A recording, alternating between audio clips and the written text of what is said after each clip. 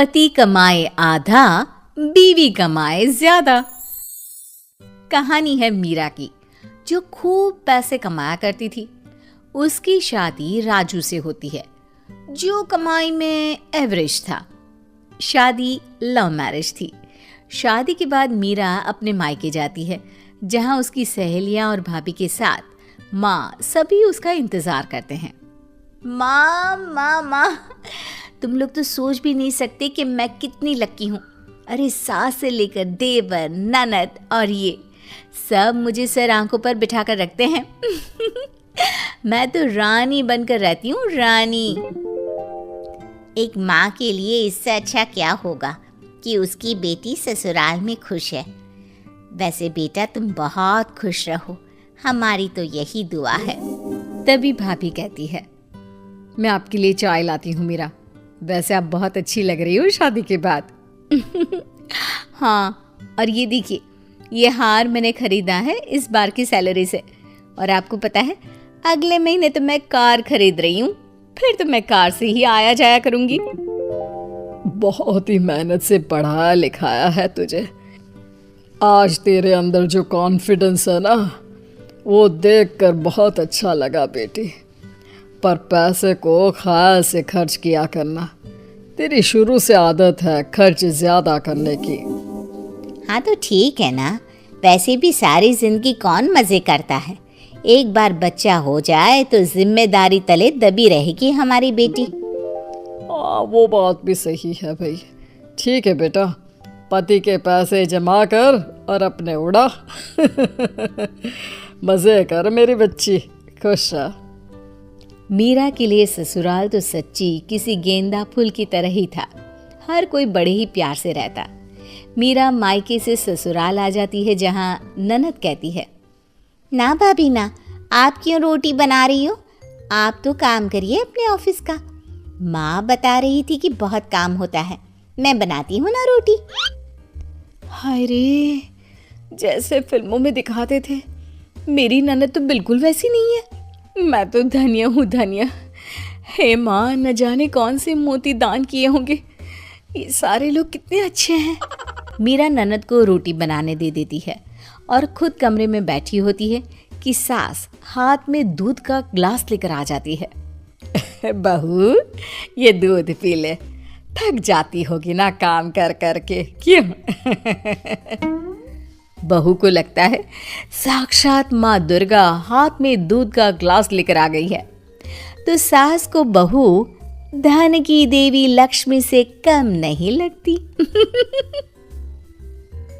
माँ जी, ये आप क्या कर रही हैं? क्यों मेरे सर पर पाप चढ़ा रही हैं? अरे मेरी जिम्मेदारी है ना कि मैं आपका ख्याल रखूं, तो आप मेरे लिए दूध ला रही है। ये ठीक नहीं लगता माँ जी। लेकिन सास, अरे जिसके दिमाग में कोई और ही खिचड़ी पक रही होती है, वो बहू से कहती है, देख बहू, वो जमाने गए और ना ही मैं वो पिछड़े जमाने की सास हूँ जो बहू और बेटे में फर्क करूं। मेरे लिए तो बहू नहीं, बेटी है, बेटी। बहू को तो समझ में ही नहीं आता कि ये क्या हो रहा है। अरे सास तो बहू के गले में चाकू लेकर बैठा करती है, लेकिन ये तो बहू के साथ ऐसे है जैसे कि बहू का कोई कर्जा लेकर बैठी हो। दिन ऐसे ही मीरा के लिए मजे के बीत रहे थे। सास क्या, देवर क्या, ननद, ससुर, हर कोई उसे ऐसे फील कराता जैसे वही है जो है नहीं। फिर आता है वो दिन। मीरा यार, मैं बहुत परेशान हूँ। तुम प्लीज़ कुछ देर के लिए मुझे अकेला छोड़ दो। नहीं नहीं, ऐसा मत बोलिए। आपने मुझे इतना अच्छा परिवार दिया है और मैं आपको अकेला छोड़ दूँ, ये तो मैं सोच भी नहीं सकती। पति समझ जाता है कि भाई निशाना सही लगा है। मीरा, मैं बहुत परेशान हूँ, कुछ देर अकेला छोड़ दो ना, ठीक हो जाऊंगा, प्लीज जाओ। लेकिन मीरा की भी जिद थी कि वो पति के साथ ही रहेगी। अरे जाओ ना यार, क्या है, क्यों परेशान कर रही हो बार बार साथ रहने की जिद करके। मीरा को भी गुस्सा आ जाता है। वैसे भी पूरा परिवार शादी के बाद से ही उसे इतना पैम्पर कर रहा था कि उसे तो अब तेज आवाज में बात सुनने की आदत ही नहीं रही थी। ठीक है, मैं परेशान नहीं करूंगी, जा रही हूं, रहो अकेले। ये क्या, पति की तो सारी गेम ही खराब हो रही थी। अरे रुको रुको, मतलब इतना फोर्स कर रही हो तो बता देता हूँ। वो क्या है ना, मेरी नौकरी का कोई भरोसा नहीं है। सोच रहा हूँ बिजनेस कर लूँ। दूसरे लोगों की तरह ससुराल से पैसे लेना अच्छा नहीं लगता, क्या करूँ? मीरा जो पूरी इमोशनल होती है। अरे ससुराल से क्यों लेना, मैं हूं ना, करो ना बिजनेस जो भी करना चाहते हो। तभी ननद रोते हुए भाई के पास आती है। अरे बहन क्या हुआ? भाई, मुझे ना आरव से प्यार है, लेकिन उसे तो हाई फाई लड़कियां पसंद है। भाई मुझे पैसे चाहिए। मीरा के लिए ये सब कुछ नया था। अरे जिस लड़की के पिता ने या माता ने उसे कभी ये नहीं जाहिर होने दिया कि पैसे की क्या कीमत होती है, उसे पैसे के लिए रोते लोगों को देखकर अजीब ही लगता है। क्या है यार, पैसे के लिए क्या रोना, वो तो इतने हैं मेरे पास, ले लो। सच्ची भाभी? सच? तुम मुझे पैसा दोगी मेरे बिजनेस के लिए? अरे हाँ हाँ जरूर दूंगी, क्यों नहीं दूंगी, तुम सब मेरा इतना ख्याल जो रखते हो। तभी ननद भी बोल पड़ती है। और भाभी, मुझे भी पैसे देंगी आप? हाँ, तुम तो मेरे हाथ से बेलन छीन लेती थी रोटी बनाने के लिए, आज के ज़माने में कौन करता है, मैं ज़रूर दूंगी तुम्हें पैसे। तभी वहाँ सास आ जाती है। अरे बहू, सोच रही हूँ कि ऊपर का पोर्शन बनवा लूँ, पर पैसे नहीं है।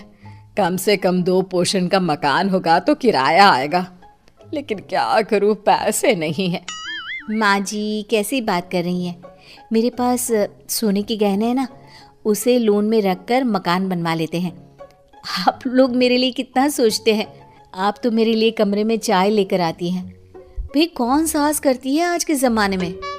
सभी पर मीरा अपने पैसे लुटा देती है और पूरी तरह से खाली हो जाती है। मेरा मज़ा आ गया। अब तक दोस्तों से काम मांगता था, आज वो मुझसे काम मांग रहे हैं। लेकिन मैं क्या बताऊं, मेरी तो नौकरी ही छूट गई, मेरी कंपनी बंद हो गई है, अब मैं क्या करूं? हैं? क्या? अगले महीने से पैसे नहीं आएंगे?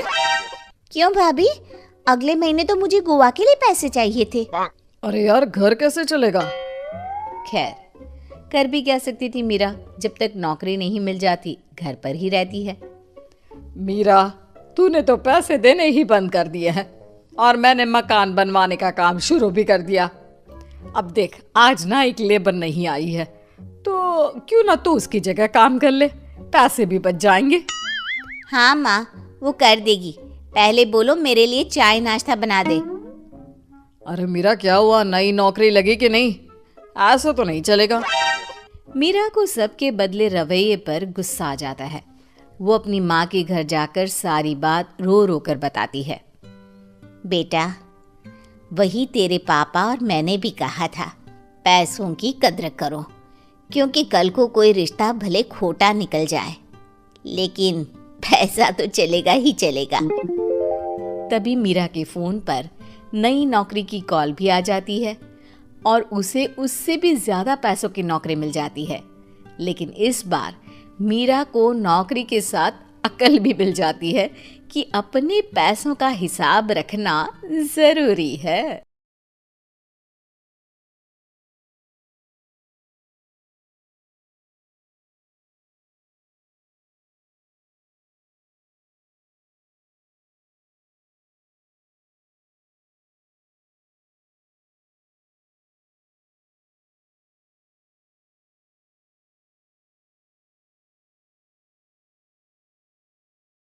Thanks for watching. Please subscribe.